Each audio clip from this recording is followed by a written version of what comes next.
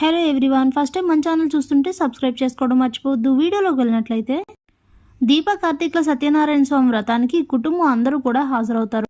అటు శివనారాయణ కుటుంబం, దాసు, కాశీ, స్వప్న, కావేరి, శ్రీధర్ అందరూ కూడా వస్తారు. అందరూ ఉంటారు, ఒక్క సుమిత్ర తప్ప. ఇక కాంచన అయితే బాధపడుతుంది. ఆ బాధని మరింత రెట్టింపు చేసి దీన్నే యూజ్ చేసుకొని ఎలా అయినా దీపను కూడా బాగా బాధ పెట్టాలి అని చెప్పి ప్లాన్ చేసుకొని జ్యోత్స్న అయితే కాంచనతో సుమిత్రకి వాయిస్ మెసేజ్ పెట్టిస్తుంది. ఏంటొదినా ఇది, కుటుంబం అంతా ఇక్కడే ఉన్నాను, నీకోసమే ఎదురు చూస్తున్నాను. నీకు అన్నయ్యకి పెళ్ళి ఇంకా ఫిక్స్ అవ్వక ముందే మొదటిసారి మేము మీ ఇంటికి వచ్చినప్పుడే నిన్ను చూసి నేను వదినా అని పిలిచాను. అందరికన్నా ముందుగా మా అన్నయ్య నిన్ను భార్యగా అనుకోకముందే ముందు నేనే నిన్ను వదినగా అనుకున్నాను. అలాంటిది ఏంటి వదిన నువ్వు చేసింది, ఎందుకు వ్రతానికి రాలేదు, నువ్వు వస్తే ఎంత బాగుండేది, నాకెంత సంతోషంగా ఉండేది అంటూ వాయిస్ మెసేజ్ పెట్టేసరికి ఆ వాయిస్ మెసేజ్ విన్న సుమిత్ర అయితే చాలా ఏడుస్తుంది. ఇంతలో జ్యోత్స్న, పారిజాతం పక్కకొచ్చి మాట్లాడుకుంటూ ఉంటారు. నీ ప్లాన్ వర్కౌట్ అయిందా అని పారిజాతం అడిగితే ప్లాన్ వర్కౌట్ అవుతుంది. అత్తతో అమ్మకి వాయిస్ మెసేజ్ పెట్టించాను, దాన్ని యూజ్ చేసుకొని అమ్మ రిప్లై ఏంటో నాకు బాగా తెలుసు, దాన్ని యూజ్ చేసుకొని దీపను ఫుల్గా బాధ పెట్టడమే నా ప్లాను, వదిలిపెట్టే సమస్య లేదు అని చెప్తే ఇంతలో అక్కడికి దాసు వస్తాడు. ఏంట్రా అని పారిజాతం అడిగితే నువ్వు ఈరోజు నాకు చాలా కొత్తగా కనిపిస్తున్నావమ్మా, నువ్వెప్పుడు ఇలానే ఉండాలని కోరుకుంటున్నాను అని అంటాడు. ఇక ఎందుకంటే పారిజాతం అందరితో చాలా సరదాగా ఉంటూ పనులన్నీ చక్కగా చక్కబెడుతూ ఉంటుంది. అదైతే దాసుకు పాపం చాలా బాగా నచ్చుతుంది. ఇదంతా తనపై ఎవరికి అనుమానం రాకుండా చేసే ప్లాన్ అని మాత్రం ఎవరికి అర్థం కాదు.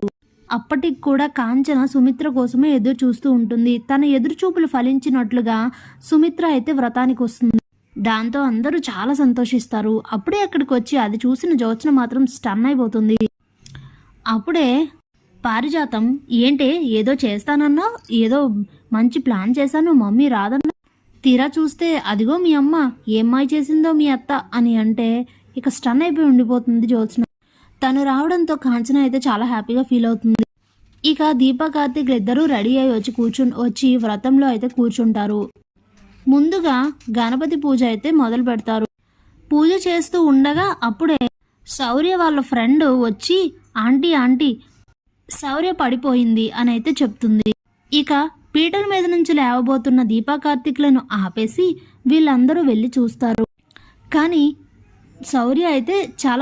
శౌర్య కింద పడిపోవడంతో చాలా బలంగా అయితే దెబ్బలు తగులుతాయి. రక్తం వస్తూ ఉండడంతో ఇక దూరం నుంచి అది చూసిన దీపా, కార్తీక్ ఇద్దరు కూడా వెంటనే అక్కడి నుంచి వచ్చేస్తారు. ఎందుకు పీటల మీద నుంచి లేచారు అని అడిగితే మాకు శౌర్య కన్నా ఏది ముఖ్యం కాదు, మన పరిస్థితి ఏంటో ఆ దేవుడికి తెలియంది కూడా కాదు అని చెప్పి వెంటనే శౌర్యను పట్టుకొని చూస్తూ ఉంటే తనకు బాగా దెబ్బలు తగులుండడంతో అసలు ఏంటిది అని అంటే మేడ మీద నుండి మెట్లు దిగి వస్తుంటే మెట్ల మీద నుండి జారి కింద పడిపోయానమ్మా, అక్కడి నుంచి కింద వరకు ఆ మెట్ల మీద జారి వచ్చేసరికి చాలా నొప్పిగా ఉంది అని అంటుంది శౌర్య. ఇక వెంటనే కార్తీక్, అయితే శౌర్యని హాస్పిటల్కి తీసుకెళ్దాం పదా అని చెప్పి అంటే అప్పుడే దశరథ్, అయ్యో మీరు వ్రతం చేయండి, మేము తీసుకొని వెళ్తాం శౌర్యని అని అంటే వద్దు మావయ్య తర్వాత చూసుకోవచ్చులే అని చెప్పి దేవుడి దగ్గరికి వెళ్ళి దండం పెట్టుకొని వెంటనే శౌర్యని తీసుకొని హాస్పిటల్కి వెళ్ళిపోతారు దీపా, కార్తీక్. వ్రతం ఆగిపోయినందుకు చాలా సంతోషిస్తుంది జ్యోత్స్న. అప్పుడే జరిగింది అయితే గుర్తు చేసుకుంటుంది. సుమిత్ర కూడా పూజకి రావడంతో ఈ పూజను ఆపడానికి, దీపని బాధ పెట్టడానికి ఏదో ఓ మార్గం వెతుక్కోవాలని ఆలోచిస్తుంటే అప్పుడే అక్కడ ఆడుకుంటూ శౌర్య కనిపిస్తుంది. వెంటనే చెప్తా దీని సంగతి అని చెప్పి మేడ మీద ఆడుకుంటున్న శౌర్య తను చూడకుండా సైలెంట్గా వెళ్ళి మెట్ల మీద నూనె అయితే పోసేస్తుంది. ఇప్పుడు కిందకు వచ్చేటప్పుడు నువ్వు జారి పడతావు చూడు, అప్పుడు అన్నీ వాటంతటా అదే పూజ ఆగిపోతుంది అని చెప్పి కిందకు వచ్చేసి పూజ కోసం రా అని చెప్పి శౌర్యని అయితే పిలుస్తుంది జ్యోత్స్న.